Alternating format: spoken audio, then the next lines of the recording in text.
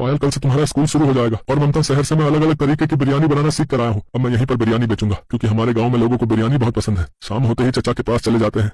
जो पैसे मनोहर कमा कर लाया था, सबसे पहले उनमें से उसने पायल की फीस जमा की। फिर अगले दिन बिरयानी बनाने का सारा सामान लेकर और अगले ही दिन से उसने बिरयानी का ठेला लगाना शुरू कर दिया। सुबह से शाम हो गई लेकिन कोई उसके ठेले पर बिरयानी खाने नहीं आया, जबकि सामने वाले ठेले पर बहुत भीड़ लगी हुई थी। तभी उसने एक चाचा को बुलाया।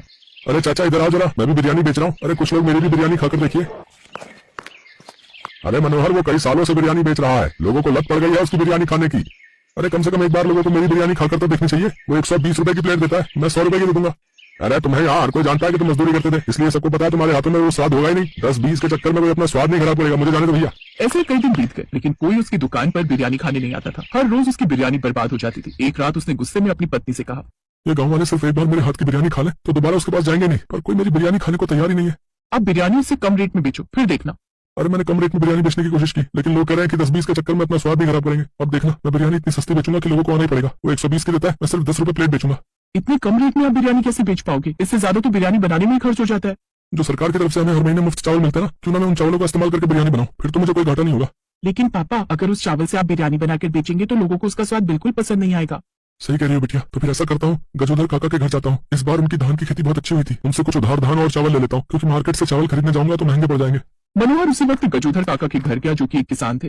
काका, मुझे बस 50 किलो धान दे दीजिए, इस बार मैं भी खेती करना शुरू कर दूंगा और अगली फसल मैं आपको ब्याज सहित वापस कर दूंगा। अरे कोई बात नहीं बेटा, तुम तो हमारे गांव के ही आदमी हो, जितना चाहे उतना धान ले जाओ। और मैं तो कब से तुम्हें समझाता था कि खेती करना शुरू कर दो, लेकिन तुम खेती की तरफ ध्यान ही नहीं देते थे अपने पिता के गुजर जाने के बाद। तो गजोधर काका से मनोहर धान ले आया। अब उसके पैसे सिर्फ चिकन लाने में ही खर्च हुए। अब उसने 10 अलग अलग तरह की रंग बिरंगी बिरयानी बनाई और सिर्फ 10 रुपए प्लेट बेचने लगा। आ जाओ गाँव वालों, सिर्फ 10 रुपए में रंग बिरंगी अलग अलग तरह की बिरयानी खा लो। मजा ना आए तो 10 रुपए में मत देना। उसकी ये बात सुनकर गांव वाले उसके ठेले पर आ गए। अरे मनोहर, 10 रुपए में बिरयानी बेचकर क्यों इतना घाटा करवा रहे हो? और ये इतने प्रकार की बिरयानी बनाना तुम कहाँ से सीखे भाई? मैं तो बहुत अच्छी आ रही।